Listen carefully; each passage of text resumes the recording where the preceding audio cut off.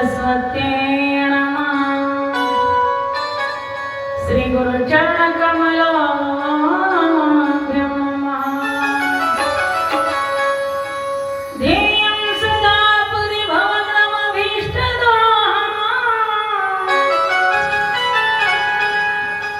तीर्थास्पदं शिववीर्यं चिनुतं शरण्यम्। कृत्यार्तिहा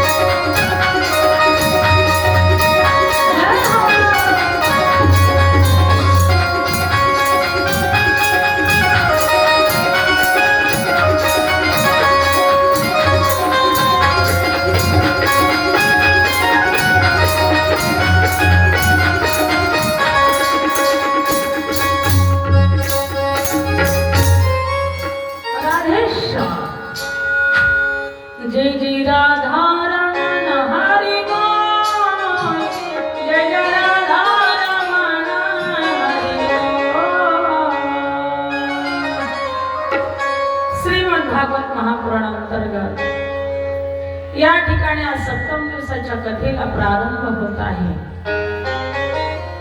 प्यार से कहिए राधे श्याम।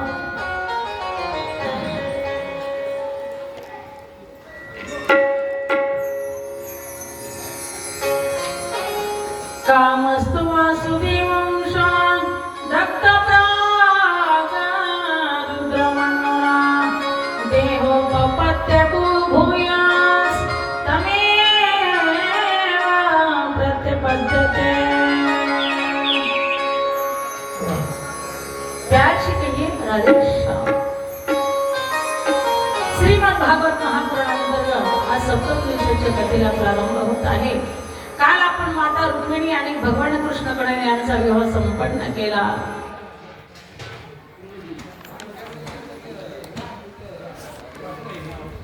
श्रुत्वा गुणान् घोर सुंदर तन्वतांति निर्विश्य कर्णैर्विवरैर्हरितंगताभं रूपं दृश्यमतां किलार्तलाभं तुयिष्यति चित्तं पत्रपं मे।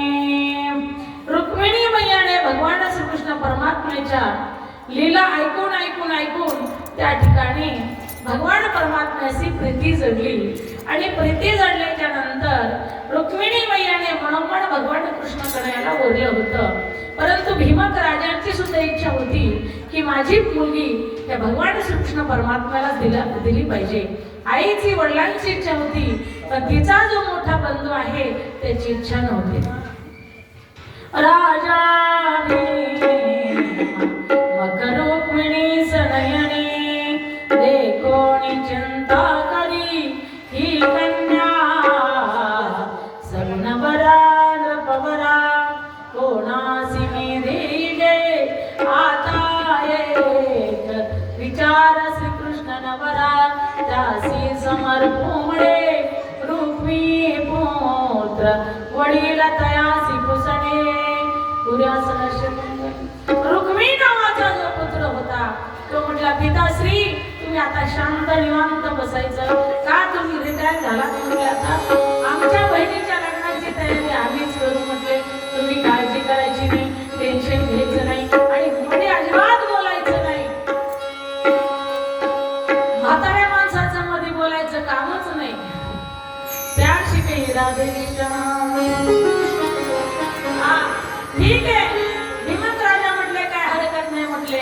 म्हणून त्या ठिकाणी जो रुक्मी नावाच्या पुत्राने त्या ठिकाणी शिशुपालाला ती असं रुक्मिणी देऊन गेली होती। जरासंध शिशुपाला हल्दीला आले होते परंतु इकडे असणारे दुर्गर माझ्या रुक्मिणी मैयाने पत्र लिहिलं होतं। श्रुत्वा गुणंत्री गुण सुंदर सर्वतंती निर्विश्य कर्णैर्विवरैर्हरितंगताभं। परमात्म्याला पत्र लिहिलं होतं, परमात्म्याने ते पत्र वाचलं कारण का सुदेव नावाच्या ब्राह्मणाला विनंती केली होती, हे ब्राह्मण देवता आता एवढं पत्र तुम्ही मात्र माझ्या कृष्णाकडे यायला द्या। कृष्णाकडे यायला पत्र दिलं, कृष्णाकडे आणि वाचलं, कृष्णाकडे आले, रुक्मिणी मैयाला घेऊन गेले। काल विवाह संपन्न झाला। ठीक आहे जास्त आता विस्तार करायला मला वेळ नाही परंतु या ठिकाणी पुढील पाहू। पहिला विवाह रुक्मिणी मैया बरोबर झाला। दुसरा विवाह जांबुवंती बरोबर कसा झाला लक्षपूर्वक ऐका। कथा फार गोड आहे, फार चिंतन गोड आहे। लक्षपूर्वक ऐका, एक एक शब्द फार महत्वाचा आहे। प्यार से कहिए राधे श्याम। आता दुसऱ्या लग्नाचा विचार करू आपण भगवंताच्या। दुसरं लग्न कसं झालं लक्षपूर्वक ऐका। एकदा द्वारकेमध्ये सर्व असणारी सभासदांची जी असणारी गरुड मंत्रिमंडळ असतं त्यांची मीटिंग बसली होती। मीटिंग बसलेली असताना तिथे सत्राजित नावाचा जो असणारा राजा आहे तो तिथे आल्याच्या नंतर त्याच्या मुंडामध्ये सूर्याने दिलेला शमंतक मणी होता। काय होता? शमंतक मणी। तो शमंतक मणी असा होता की सूर्यासारखा प्रकाश त्याचा पडत असायचा। यांच्या मीटिंग चालू असताना तो सत्राजित आला। सत्राजिताच्या मुंडावरती जो मणी होता त्याचा दिव्य प्रकाश पाहून सगळ्यांचे डोळे दिपले गेले आणि सगळी लोक त्या सत्राजिताकडे पाहू लागले। आणि इकडे असताना त्यांचा विचार विनिमय झाला होता, राज्याचा काय विकास करायचा, कुठे रोड करायचे, कुठे बंधारे करायचे, कुठे पाणी करायचं, गरीब लोकांना कशी सुविधा द्यायची, काय करायची, हा विचार चालू असताना हा राजा त्या ठिकाणी आलेला आहे। सगळ्यांचे डोळे दिपले, सगळ्यांचं लक्ष त्याकडे लागलं. कृष्णकडे आणि सगळ्यांच्या मनामध्ये ओळखलं की सगळ्यांना असं वाटलं की इथे असं सूर्यनारायणच आला की काय, परंतु सूर्यनारायण नाही. भगवान कृष्णाकडे सांगितलं तिकडे अजिबात बघू नका, सगळ्यांनी माझ्याकडे बघा म्हटले. काय म्हटले? सगळ्यांनी माझ्याकडे बघा. प्यार से राधेश्याम. कारण तो सूर्यदेव नाही, तो 17 राजा आहे. सूर्यदेवाची त्याने असलेली खरोखर हजारो वर्ष त्या ठिकाणी सेवा केली, म्हणून सूर्यदेव प्रसन्न झाले. वरम गृहात जो चाहिए मागितले, सांगितलं मला तुम्हाला काय मनाने द्यायचे ते द्या. ठीक आहे. सूर्यदेवाने त्यांना शमंतक मणी दिला. म्हटले राजा, त्या मण्यापासून दररोज 8 खंड्या सोनं निघत जाईल. असा तो मणी होता. त्या मण्यापासून 8 खंड्या सोनं निर्माण व्हायचं. जसं परिसरात तुम्ही अशा पद्धतीने लोखंड लावल्याच्या नंतर किती किलो लावा, किती काही करा, तरी त्याच्यामध्ये सोनं बाहेर पडतं. त्या पद्धतीचा तो शमंतक मणी होता. त्याच्यातून सोनं 8 खंड्या बाहेर पडायचं. दररोज 8 खंड्या सोनं पडायचं. बघा तुम्ही. कारण भगवान श्रीकृष्ण परमात्म्याने त्याला मागणी केली. म्हटले तू एवढं सोन्याचं काय करणार, कुठे ठेवणार? कारण धनामागे 14 अर्थ आहे. तू का म्हणे धनासाठी देते प्राण.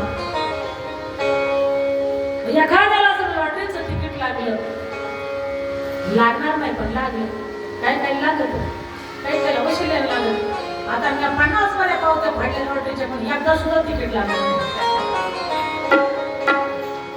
मग ही वशिली बाजून म्हणावं लागेल. मग आम्हाला का तिकिटाचं असताना तिकीट लागत नाही? जिथे जवळची माणसं आहेत त्या ते वशिलेने 10-5 रुपये पैसे वाढवून येतात, मोठं वस्तू त्यांच्याकडे घेतात. आपल्याकडे काय येतंय? 5 किलो तेलाचा डबा, नाही ते एखादी इस्त्री, याच्यापेक्षा जास्त काही नाही. प्यार से राधेश्याम. शमंतकपणे म्हटले हे तुम्ही राजकोषामध्ये जमा करा.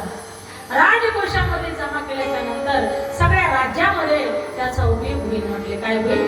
त्याचा सदुपयोग होईल. सगळ्या लोकांना ते धन काढेल. सगळ्या लोकांना काढल्याच्या नंतर ते सर्वांचं पुण्य तुम्हाला भेटेल. परंतु सत्राजित राजाला ते मान्य झालं नाही. सत्राजित राजाला राग आला. सत्राजित राजा ताट दिशेने खाली उठला, उठून बरायला आणि तडा तडा तडा महालाच्या बाहेर निघू लागला. बाहेर गेला असाच घरी गेला. 1 दिवस झाले, 2 दिवस झाले, 3 दिवस झाले, 4 दिवस झाले, 5 दिवस झाले, 6 दिवस झाले, 7 आज किती झाले? 7 दिवस झाले. 7 दिवस झाले. सत्राजित महाराज काहीच बोलले नाही. 8व्या दिवशी बायकोने जेवायला वाढलं. अहो का तुम्ही 8 दिवस झालं म्हणे चिंतेमध्ये? बायकोने जेवताना विचारलं. ज्या हुशार बायात का ते नवरा जेवाय बसला की प्रश्न विचारतो. त्यांना माहिती एवढीच निवांत वेळ आहे, नाही त्याला काही वेळ नाही, वेळ सुद्धा आपल्यासोबत बोलायला नाही. मग ती विचारत असते, अहो 8 दिवस झाले मी पाहते, 7 दिवस झाले, आज 8वा दिवस उगवलाय, आज 7वा दिवस उगवलाय, का तुम्ही अशा चिंतेमध्ये आहात? त्याने अस्तर खरोखर तो म्हटला काय सांगू, मी भगवान कृष्णकडे यायचे असताना खरोखर दरबारामध्ये गेलो होतो. म्हटला त्यांनी या मण्याची मागणी केली, राजकोषामध्ये मणी जमा करायचा, पण मला ते मान्य झालं नाही म्हटले. मग तो मणी मी घरी आल्यानंतर माझा भाऊ छोटा प्रशांत लाडका भाऊ होता, आणि त्याने सांगितलं मला अरण्यामध्ये जायचंय म्हटले. मग तुमच्या जो मुकुटातला मणी येतो मला द्या म्हटले दादा. मग म्हटले मी मणी दिला आणि 8 दिवस झालं म्हटले तो प्रश्न अजून आला नाही. मला अशी शंका येते कृष्णाने त्या मण्यामुळे माझ्या भावाला तर मारलं नसेल ना. पण तुला सांगतो बरं का, लक्षात ठेव, तू कुणाला सांगू, फक्त महिला मंडळाला म्हणायचं तुला सांगते बरं का, तू कुणाला सांगू. मग महिलाच्या डोक्यावर पाण्याचा घडा जरी असला तरी ती म्हणते मी तुला म्हणून सांगते, तू माझी लई जवळची, तू माझी लई सगळी मैत्रीण आहे, तू कुणाला सांगू.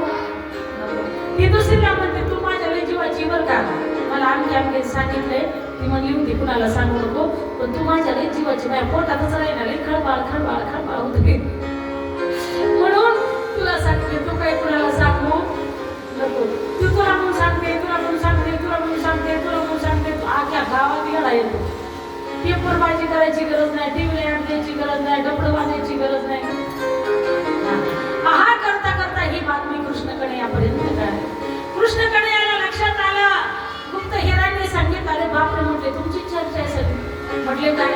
म्हटले कृष्णाने असताना खरोखर तो प्रश्न मारला आणि त्याच्या मुठातला मणी म्हटले काय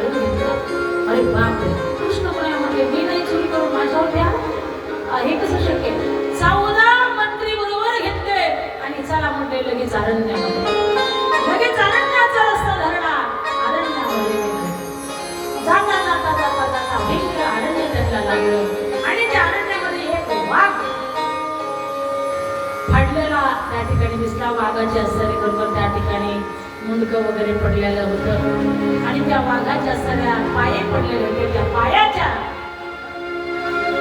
नखीमध्ये तो मणी गुंतलेला होता. इकडे असणारा जांबवंत आणि त्याचे शुद्ध करून तो मणी घेतला. वाघाने प्रशनला मारलं आणि प्रशनला वाघाने मारलं, वाघाला जांबवंताने मारलं. भगवान कृष्णकडे या ठिकाणी आलेले आल्याच्या नंतर त्यांना ते वाघाचे पाऊल दिसते, वाघ सुद्धा मेलेला दिसला. मग तिथून जांबवंताचे पाऊल त्यांना दिसते, जांबवंताचे पाऊल दिसते. त्यानंतर त्या पावलाच्या दिशेने ते गेले. त्याशिवाय राधेश्याम जांबवंताच्या पायाच्या माग काढीत काढीत काढीत भगवान कृष्णाकडे त्यांच्या कुटियापर्यंत गेले आणि गेल्याच्या नंतर त्या ठिकाणी त्यांची जी छोटीशी मुलगी आहे जांबवंताची, जांबवंती छोटीशी पुत्री, आसोलाची पोरगी कशी असणार, काय असणार आहे का, आसोलाच असणार. तिला सुद्धा केस होते सगळ्या अंगाला, तोंडाला, डोळ्याला सगळे आसोला सारखेच केस होते. ती मणी घेऊन खेळत होती. त्या ठिकाणी तिच्या हातातला मणी कृष्णाकडे आणि घेतल्याबरोबर ती मोठ्याने आनंदी, बाबा बाबा लगेच धावत पळतच आले. आल्याबरोबर दोघांचं युद्ध सुरू झालं. युद्ध सुरू होता होता किती दिवस, 36 दिवस, 27 दिवस युद्ध चालू होतं. किती, 27 दिवस. 27 दिवस युद्ध सुरू होतं. 28व्या दिवशी युद्ध संपलं आणि 28व्या दिवशी युद्धाला विराम झाला. कारण का, त्या ठिकाणी जांबवंताच्या लक्षात आलं मी त्रेतयुगामध्ये होतो, द्वापार युगामध्ये आहे, मी कोणाच्याच असं हाताला आलो नाही, कुणीच मला हरवलं नाही. माझा हरवणारा फक्त माझा परमात्माच आहे. मग हा जो आहे हा दुसरा तिसरा कुणी नाही, तर माझा हा परमानंद परमात्मा आहे. मग जांबवंतजी महाराज म्हटले, देवा मी तुम्हाला ओळखलंय, तुम्ही आता काही मला मारू नका. मी हरलो, मी तुम्हाला शरण आलो, मी तुम्हाला ओळखले, मला मारू नका. व त्यावेळी भगवंत म्हटले ठीक आहे. मग म्हटले तो मणी दे म्हटले. त्या मण्याचा चोरीचा आळ माझ्यावरती आलेला आहे म्हटले. त्याशिवाय राधेश्याम. मग त्या ठिकाणी जांबवंताने सांगितलं माझी मागणी आधी पूर्ण करा. म्हटले तुमची काय मागणी, काही नाही म्हटले, मला राम सीता लक्ष्मण सहित तुम्ही मला दर्शन करून द्या. म्हणून त्या ठिकाणी महाराज राम सीता लक्ष्मणा सहित भगवान परमात्म्याने रूप धारण केलं आणि त्या ठिकाणी जांबवंताला दर्शन दिलं. त्याशिवाय प्रभू रामचंद्र भगवान की, मैया सीता की, लक्ष्मण भैया की, आणि बजरंग बली हनुमान की.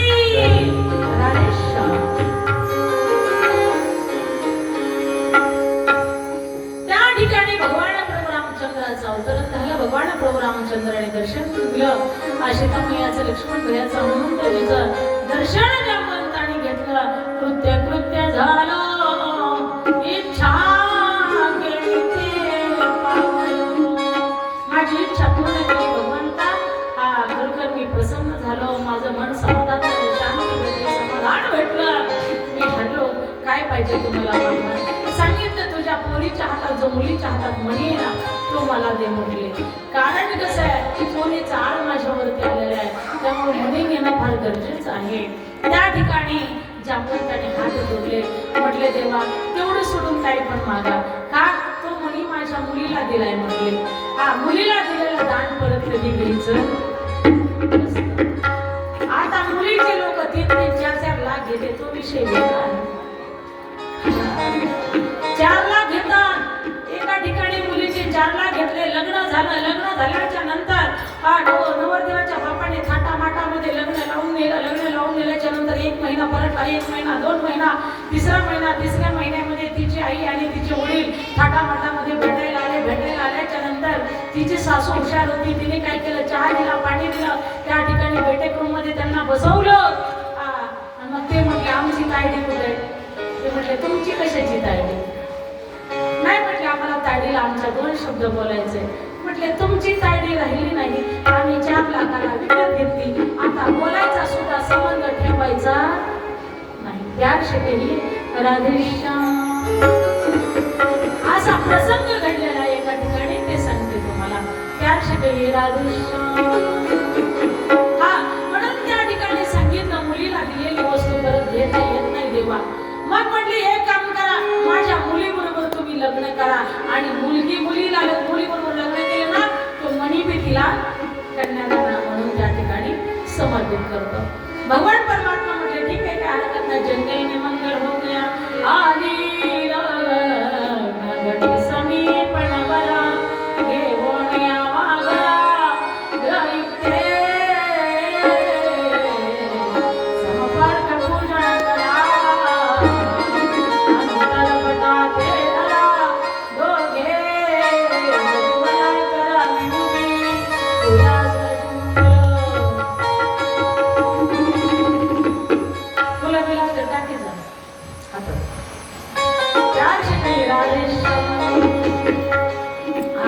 अशा पद्धतीचे जंगल में मंगल हो गया है.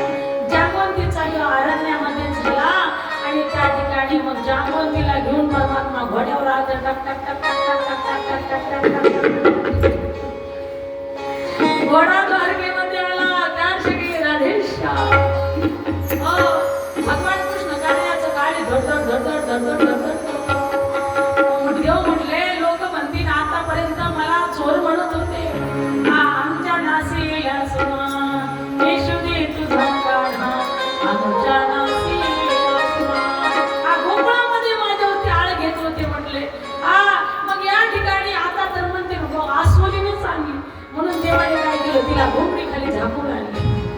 घोंगडी खाली झाकून आणली. वाड्यामध्ये आल्या आल्या असे तिला खोलीत टाकलं बाहेर रुंगडी लावून रुक्मिणी मैया काळजी करत होती. देव काय येणार देव काय अचानक देव आले. आल्याबरोबर धावत पळत आले. म्हटली देवा काय ठेवले तुम्ही लपून खोलीमध्ये. देव म्हटले अगं अशी वस्तू इतकी सुंदर आहे इतकी सुंदर आहे इतकी सुंदर आहे त्या विश्वात अशी सुंदर वस्तूच नाही इतकी सुंदर आहे. रुक्मिणी म्हटली माझ्यापेक्षा सुंदर आहे का. म्हटले तुझ्यापेक्षा सुद्धा सुंदर. रुक्मिणीला राग आला ना. ती म्हटली मी सगळ्या विश्वात सुंदर आहे आणि माझ्यापेक्षा सुंदर. म्हटले हो तुझ्यापेक्षा सुंदर. माझ्यापेक्षा सुंदर. हा तुझ्यापेक्षा सुंदर. माझ्यापेक्षा सुंदर. म्हटले हो तुझ्यापेक्षा सुंदर. तिला ईर्ष्या आली. तिने छटकटकडी उघडली. ती म्हणली देवा पांडुरंगा माझ्यापेक्षा सुंदर असू पण माझ्यापेक्षा कमी सुंदर असू दे. सुंदर असू दे पण माझ्यापेक्षा कमी सुंदर असू दे असं म्हणून दरवाजा उघडला. आणि तिचा शब्द काय वायाला जाणार आहे का. मग ती आसवलीची काय झाली सुंदर स्त्री झाली. कार्तिकी राधेश्याम असा जांबवंती बरोबर काय झाला दुसरा विवाह संपन्न झाला. आता तिसरा विवाह कोणाबरोबर झाला सत्यभामा. सत्यभामा मातेबरोबर परमात्म्याचा तिसरा विवाह झाला. तुम्ही आता लक्षात ठेवा बरं का. मी प्रश्न विचारणार आहे. कथा संपल्यानंतर सांगितलं तर चालीचं ना नाही सांगितलं तर तुम्ही मला सोन्याचं पण कधी कार्तिकी राधेश्याम. मग त्या ठिकाणी आता तिसरा विवाह. हो मग ती असरी खरोखर जो शमंतकमणी आहे का तो परमात्मा आपले 14 जे असरी मंत्री बरोबर नेलेले होते त्यांना बरोबर घेतलं. आपली बायको जांबवंती तिला बरोबर घेतलं आणि त्या 17 जिताच्या घरी गेले. 17 जिताला बाहेर बोलवून घेतलं आणि सांगितलं अरे तू माझ्यावरती चोरीचा आळ घेतला होता ना पुराव्यासहित तुझा म्हणी तुला. 17 जित लज्जित झाला. खाली मान घातली. कृष्ण कन्याच्या पाया पडला. क्षमा करा अपराध महाराज तुम्ही सिद्ध. माझ्याकडून चूक झाली म्हटले माफ करा. देव म्हटले चुकीला माफी नाही. म्हटले नाही नाही देवा आत्ताच्या आत्ता तुम्ही असं खरोखर तुम्हाला म्हणी तुम्ही निर्दोष असल्याचं लोकांना कळायला बरोबर लोक मला दगड घालायला लागले. म्हटले मारायला लागले नावं ठेवायला लागले शिव्या द्यायला लागले. हवा लोकांची हवा 1 मिनिटामध्ये बदलते. हवा आणि हवा 1 मिनिटामध्ये पहिले म्हणायचे नाही नाही कृष्ण पहिल्यापासूनच चोर आहे चोरला असं शमंतक म्हणे. पण आता खरं खोटं झालं. आता म्हणतात नाही नाही आमचा कृष्ण भगवान कृष्ण राजा आहे याला काय चोरीची गरज आहे. म्हटले हा जो 17 जित राजा आहे यालाच म्हटले चांगलं बांधून कुठा कार्तिकी राधेश्याम. 17 जित लज्जित झाला रडू लागला. कृष्णाच्या पाया पडू लागला. म्हणजे सगळे लोक मला नाव ठेवतात. आता काहीतरी माझ्यावरती कृपा करा. देव म्हटले काय करू. म्हटले आता काय नाही. म्हटले एक काम करा माझी जी असलेली सत्यभामा मुलगी आहे ना हिच्याशी विवाह करा आणि हा मणी तुम्हाला कन्यादान म्हणून देतो. देव म्हटले मण्याचं नाव घेऊ नको. मणी मला नको. त्या मण्यामुळे माझ्या जीवाला कलंक लागला. म्हटले ठीक आहे विवाह करायचा तुमच्या मुलीशी करतो म्हटले, पण मणी तुझ्याच घरी राहू दे. प्यार शिकई राधेश्याम. हा मणी काय कर म्हटले, काय कर म्हटले, तुझ्याच घरी राहू दे. लक्ष आहे ना, लक्ष आहे ना, कळतंय ना का खणखत आहे, स्पष्ट येते काय कायला येते ना. प्यार शिकई राधेश्याम. हा मणी तुझ्याकडे राहू दे म्हटले. असं म्हटल्याच्या नंतर त्या ठिकाणी भगवंता म्हटले मणी तुझ्याकडे राहू दे आणि लग्न मात्र लावून दे. मग सत्यभामी बरोबर त्या ठिकाणी लग्न लावलं आणि लग्न लावल्याच्या नंतर मणी तुझ्या घरी ठेवायचं. जे सोनं त्या मण्यापासून प्राप्त होईल ते सोनं आमच्या राजकोषामध्ये या ठिकाणी समर्पित करायचं. प्यार शिकई राधेश्याम. अशा पद्धतीने कालिंदी ती समाख्याता, कालिंदी ती समाव्याता वसा यमुना जले. तो चौथा विवाह कालिंदी, सूर्यपुत्री कालिंदी त्या ठिकाणी ती यमुनेच्या काठावरती तपश्चर्या करत बसली होती, ध्यान धारणा करत बसली होती. अर्जुनाने त्या ठिकाणी विचारलं, हे कन्हैया, हे लाला, ही एक स्त्री इथं तपश्चर्या करत बसलेली आहे.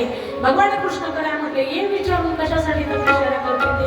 त्या ठिकाणी अर्जुनजी गेले आणि विचारलं, माताजी किसके लिए तपश्चर्या कर रही हो.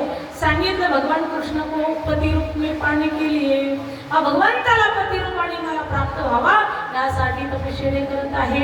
ओ तिथेही जंगल में मंगल हो गया आहे. नारदजी प्रकट झाले आणि नारदजीने त्यांचा विवाह केला. कोऱ्या असा शिवमंगल सावधान. चौथा विवाह, पाचवा विवाह त्या ठिकाणी लक्ष्मणाबरोबर झाला. सहावा विवाह त्या ठिकाणी महाराज सांगतात,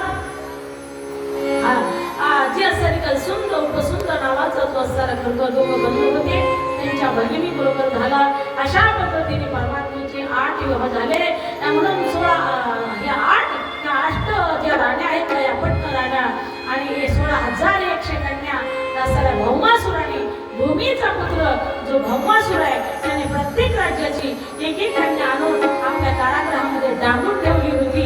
अशा 16,100 कन्या झालेल्या होत्या. आणि एका दिवशी त्या ठिकाणी नारद महर्षी आले. सांगितलं, देवा त्या महिलांना, त्या मुलींना फार त्रास होत आहे, बंदिस्त राहण्याचा त्रास होत आहे.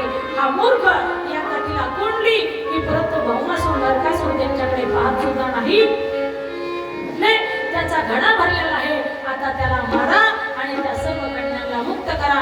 भगवान परमात्मा म्हटले, ठीक आहे. म्हणून त्या भगवान परमात्म्याने रथ झुंपला, सत्यभामीला बरोबर घेतलं आणि त्या ठिकाणी जिथे त्या कन्या दांबून ठेवलेल्या होत्या तिथे गेले आणि त्या ठिकाणी कन्येला सोडायचा प्रयत्न केला. नरकासुर भौमासुर धावून आला, त्याच्याशी युद्ध केलं आणि सत्यभामीने शेवटचा बाण काढला. तो गतप्राण झाला. नरकासुर तो नरक चतुर्थी दिवशी मारलेला आहे. प्यार शिकई राधेश्याम. म्हणून त्या ठिकाणी सगळ्या स्त्रियांना मुक्त केलं आणि सांगितलं, हे स्त्रियांनो, जा आता तुम्ही आपापल्या घरी. त्यामुळे सगळ्यांनी हात जोडले कृष्णाला. सगळ्या रडू लागल्या. गतिभरता प्रभू साक्षी निवास शरण प्रभू प्रलय स्थान विधान. आम्ही तुम्हाला शरण आहोत देवा. आता घरी येऊन सुद्धा आईबापांचा स्वीकार करणार नाही, माझे माता पिता आमचा स्वीकार करणार नाही. आता तुम्हीच आमचे सर्वस्व आहात. मग त्या ठिकाणी एक तर तुम्ही आमचा स्वीकार नाही केला तर आम्हाला मरल्याशिवाय पर्याय नाही. आम्हाला घरी सुद्धा काही जाता येत नाहीये. मग त्या ठिकाणी सगळ्यांनी असे कृष्ण कन्याला हार घातले आणि पती रूपाने कृष्ण कन्याला प्राप्त करून घेतलं. प्यार शिकई राधेश्याम. अशा कृष्ण कन्याच्या झाल्या 16,108 राण्या. म्हणून अशा भगवान परमात्म्याचा अशा पद्धतीने फार मोठा परिवार त्या ठिकाणी वाढला. इकडे रुक्मिणीला प्रथम पुत्र झाला. कामस्तु वासुदेवंश दग्ध प्राग देहोपपत्य भूयास तमेव प्रत्यपद्यते. आता कृष्ण कन्याच्या 16,108 या ठिकाणी लग्न झालेले आहेत. थोडा आनंद व्यक्त करूया आपण, नाही काय मॅडम. जरा उठा, जरा पावले करू, देवाचं स्वागत करू. देवाने सगळ्या स्त्रियांना आश्रय दिला. ज्याचे जीवनाचे दरवाजे बंद झाले तिथे भगवंत म्हणतात माझा दरवाजा बंद आहे तुमच्यासाठी, सर्वांनी उठा आणि भगवान परमात्म्याचा लग्नाचा उत्साह जोश त्या ठिकाणी आपण सादर करूया. मोठ्या प्रेमाने पाऊले खेळायचे. पुरुषांनी स्त्रियांनी जो देवासाठी पाऊले खेळेल त्याला 100-150 वर्षाचं आयुष्य प्राप्त होईल. जो कटाळा करील त्याची आपण गॅरंटी देत नाही. पुरुषांनी सुद्धा देवाच्या लग्नात पाऊले खेळायचे, स्त्रियांनी सुद्धा देवाच्या लग्नात पाऊले खेळायचे.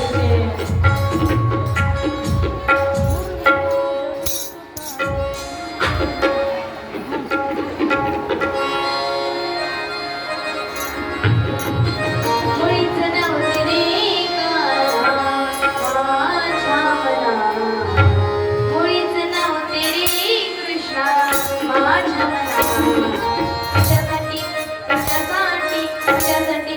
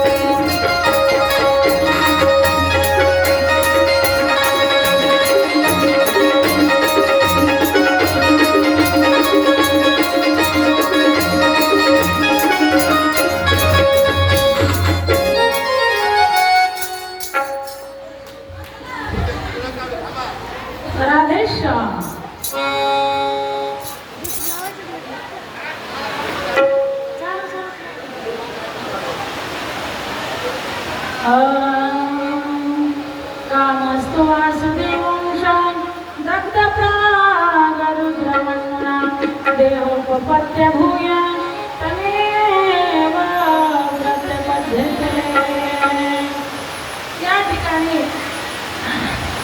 रुक्मिणी मैयाला एक पुत्र झाला. त्याचं नाव प्रद्युम्न होतं.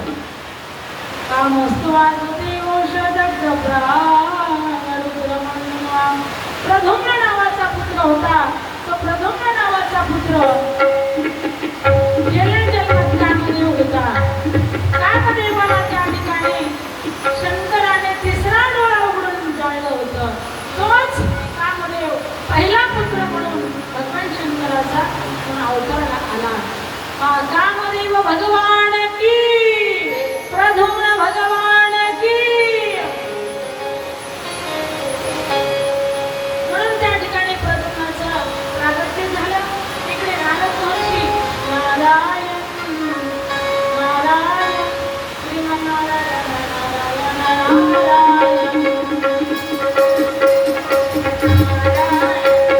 भगवंताचं भजन करत करत करत नारद महर्षी मात्र कुठे आले? शंभरासुराकडे आले. शंभरासुराने त्या ठिकाणी विचारलं, नारदजी प्रणाम, माझं मरण कुणाच्या हातून आहे एवढं सांग. नारदजी म्हटले, तुझं मरण कृष्णाच्या मुलाच्या हातून आहे. म्हणजे कृष्णाचा मुलगा कुठे आहे? म्हणजे कालच त्याचा जन्म झालाय. म्हणजे ठीक आहे, म्हणजे मग मी त्याला मारू शकतो. त्याला मारल्याच्या नंतर मी अमर झालं समजायचं असं म्हणून भगवान परमात्मा त्या ठिकाणी बरोबर शंभरासुराने एका सुंदर दासीचं रूप घेतलं. दासीचं रूप धारण केला आणि तो मात्र त्या ठिकाणी रुक्मिणीच्या महालामध्ये गेला. रुक्मिणीला वाटलं माझी दासी आहे. रुक्मिणी निवांत शांत झोपली. शंभरासुराने प्रद्युम्न नावाच्या मुलाला उचललं.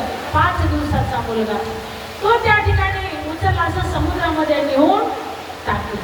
समुद्रामध्ये टाकल्याच्या नंतर इकडे रुक्मिणीला मुलगा नाही, मुलगा नाही, मुलगा नाही. सगळीकडे पाहू लागले, मुलगा नाही, मुलगा नाही. कृष्ण कणायला विचारू लागले, मुलगा नाही, मुलगा नाही. कृष्ण कणायला सगळं कळत होतं, पण पुढची लीला त्यांना करायच्या होत्या. प्यार से कहिए राधेश्याम.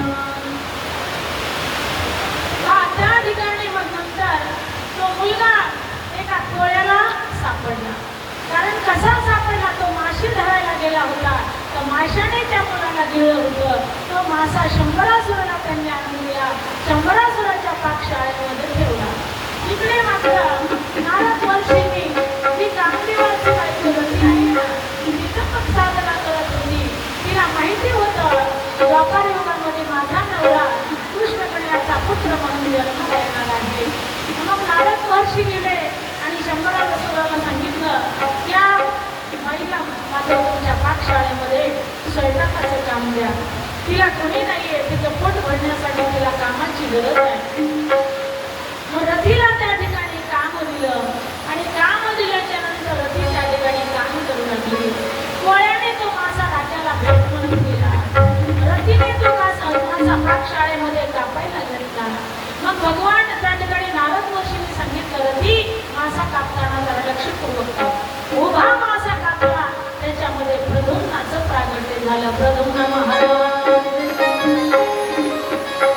रथीनं त्या ठिकाणी आपल्या मायेच्या द्वारे परमात्म्याने त्याला काही दिवसामध्येच मोठा केला. मोठा केल्याच्या नंतर रथी कामुक भावनेने त्याच्याकडे पाहत असायचे. त्यावेळेस प्रद्युम्नाने सांगितलं, हे माते, तू तर माझं मातेसारखं संगोपन करते आणि कामुक भावनेने का पाहते? त्यावेळेस तिने हात जोडले आणि सांगितलं, पती देवा, मी तुमची माता नाही, मी तुमची पत्नी आहे. मागल्या जन्मातली पत्नी आहे. कारण शंकराने तिसरा डोळा उघडून तुम्हाला मारलं होतं, जाळलं होतं. त्यावेळेस मी रडत होते, म्हणून मला शंकराने विश्वास दिला, तू द्वापार युगापर्यंत इंतजार कर आणि तेव्हा वाट पहा. मग भगवान कृष्णाचा पुत्र म्हणून जन्माला येईल आणि तुझा पती तुला भेटून जाईल. मग त्या ठिकाणी काही थोड्या दिवसात तो मोठा झाला. नारद महर्षी आले. नारद महर्षींनी प्रद्युम्नाचा आणि रथी देवीचा विवाह लावून दिला. म्हणून नारद महर्षी महाराज की, प्रद्युम्न महाराज की त्यांचा विवाह करून दिला. सूर्या सदाशिव मंगल सावगा. विवाह झाल्याच्या नंतर नारदजींनी पूर्व वृत्तांत त्यांना सांगितला. शंभरासुरांची कथा सांगितली. त्यांचं जीवन प्रवाह सांगितला. मग त्यांना जोश आला, होश आला. त्यांनी असरी मेनातली तलवार काढली आणि शंभरासुराच्या दारामध्ये गेले. हे मूर्ख शंभरासुर, चलो मैं तेरे लिए मारने के लिए आया हूँ, तुला मारायला मी आलेलो आहे, बाहेर निघ असं म्हटल्याच्या नंतर त्या ठिकाणी तो बाहेर आला. दोघांचं युद्ध झालं. शंभरासुर गत प्राण झाला. प्यार से कही राधेश्याम. अशा पद्धतीची असणारी ही गोड कथा आहे. पुढे खूप अशी सुंदर सुंदर सुंदर कथा भरपूर आहेत. प्यार से कहिए राधेश्याम. गेलं का मावशी गेले. प्यार से कहिए राधेश्याम म्हणून तर मी बंद केलं नाही. म्हणलं लाईट जाईल, पावसात बिचलून द्या.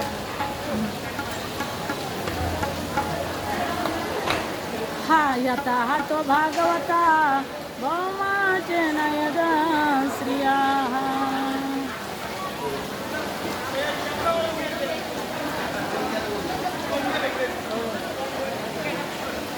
एकदो पवनम राजा जगमोरे दुकुमारका. पुढे कथा येते उषाची, बाणासुराची. खूप गोड कथा आहेत बघा. लाईटीला ग्लो करते. हा पुढे कथा येत आहे बाणासुर. बाणासुराची पोरगी. ऐकू येते का? प्यार से कहिए राधेश्याम. ऐक, माझा आवाज येतोय का? नाही. आता काय करावं?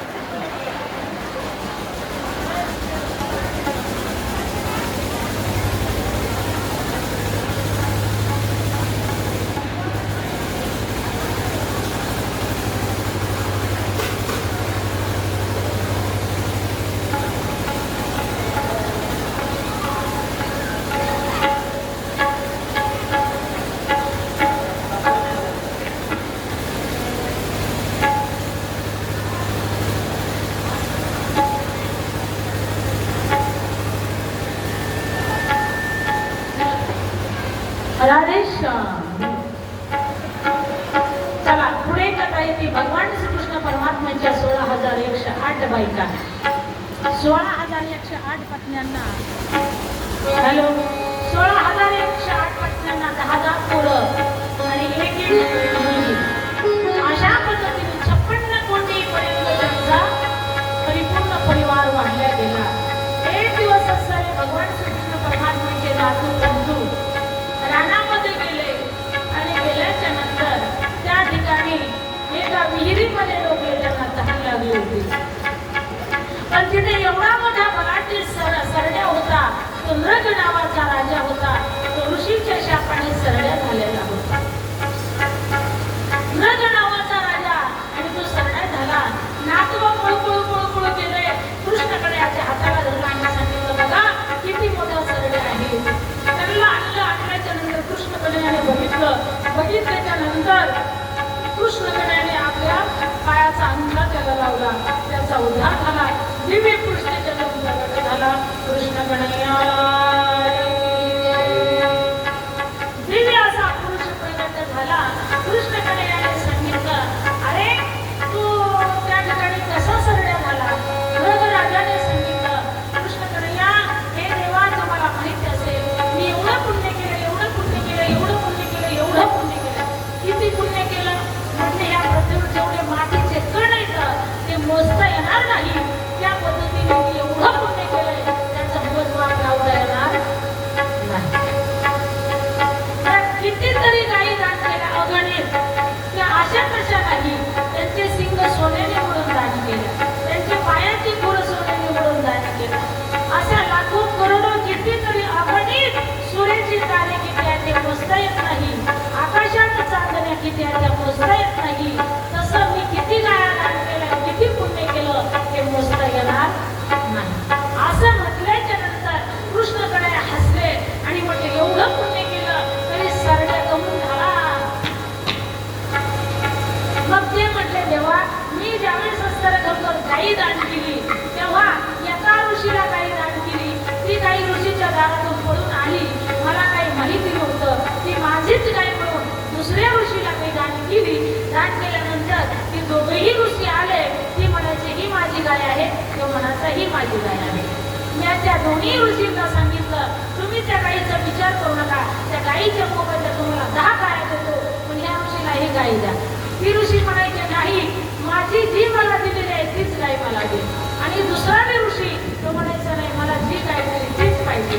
त्याला 10 गाय द्यायला तयार झाले. त्याला 150 गाय द्यायचे तिने म्हटले, पण भांडू काही नका. ते म्हटले नाही नाही, तू एकच गाय दोन्ही ऋषीला दान केली, आमच्यात भांडण लावलं म्हणून तुला आमचा शाप आहे, तू सरड्या होशील म्हणते. त्या ऋषीच्या शापाने मी सरड्या झालो महाराज. सरड्या झाल्यामुळे मी गिडगिडायला लागलो, त्यांच्या पुढे लोळायला लागलो, हात जोडायला लागलो, विनंती करायला लागलो. मी म्हटलं मी काय असं पाप केलंय, गाईच दान केल्या, चांगलं काम केलं, तरी मला तुम्ही शाप दिला, मला उशाप द्या. मग त्यांनी सांगितलं त्रियुगामध्ये भगवान कृष्ण कन्हैयाचा स्पर्श होईल आणि तुमचा उद्धार होईल. कृष्ण कन्हैयाला अशा खूप खूप गोड कथा आहेत. भागवत कथेमध्ये भागवत कथा म्हणजे जीवनाची व्यथा नष्ट करणारी कथा आहे. भागवत कथा म्हणजे आपले मनोरथ पूर्ण करणारी कथा आहे. भागवत कथा म्हणजे आपल्या पूर्वजांचा उद्धार करणारी कथा आहे. भागवत कथा महाराज सांगतात गोकर्णातला धुंदुकारी विषाचे जाता तरी त्याचा उद्धार झाला. म्हणून भागवत कथा ही असं पुण्याचं फल देणारी कथा आहे. भागवत महापुराण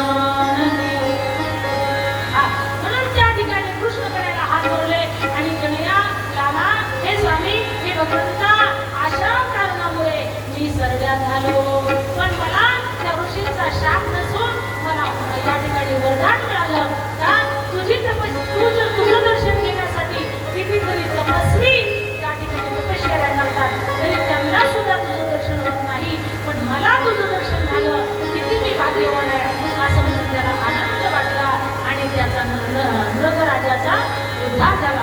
नृगराजा महाराज की पुढे या ठिकाणी कथा येते. भगवान श्रीकृष्ण परमात्म्याचे जे नातू पंतू आहेत ना, ते एक दिवस खेळायला गेले होते. तिकडे अनेक भक्तांची कथा आहे. त्या अगोदर आपण संत सुदामाची कथा सांगू आणि नंतर भगवान कृष्ण कन्हैयाचा शेवट कसा झाला, परीक्षेचा शेवट कसा झाला हे सांगू आणि त्यानंतर कालच्यासारखे अर्धा तास पुढे सगळ्यांनी आनंद. आज शेवटचा दिवस आहे, सगळ्यांनी आजच्या दिवस आनंद घ्यायचा. फार प्रेमाने या ठिकाणी फुगड्या खेळूया. ठीक आहे, चला. सुदामा नावाचे भक्त होते, सर्वांना माहिती आहे ना. सुदामा ब्राह्मण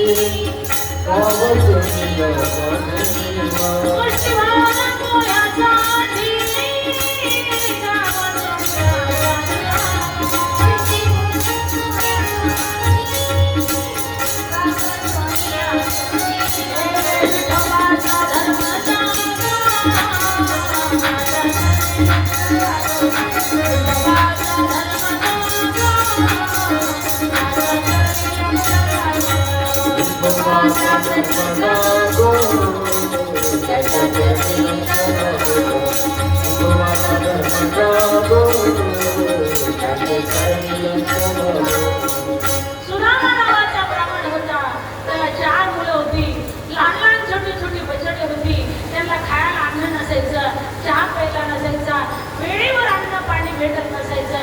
ते कृष्ण झाले होते. कृष्ण सुदामा ब्राह्मण हा गरीब होता, स्वभावाने गरीब होता, पण नामाचे भजन करायचं.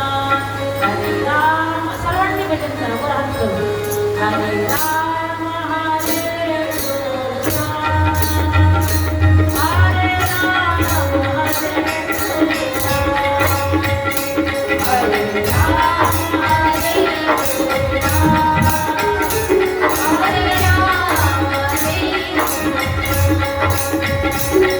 Hare Rama, Hare Krishna, Hare Rama, Hare Krishna, Hare Rama, Hare Krishna, Hare Rama, Hare Krishna, Hare Rama, Hare Rama.